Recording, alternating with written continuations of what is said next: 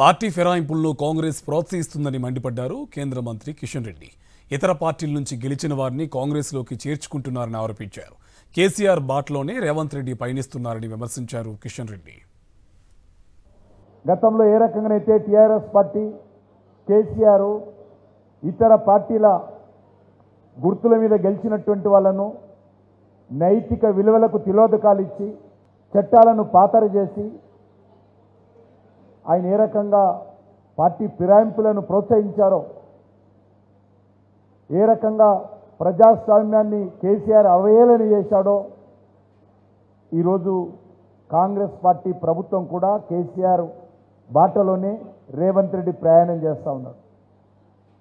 రేవంత్ రెడ్డి కూడా ఇతర పార్టీల నుంచి గెలిచినటువంటి ఎమ్మెల్యేలను పార్టీలో చేర్చుకొని కనీసము ఈ రోజు వరకు కూడా శాసనసభలో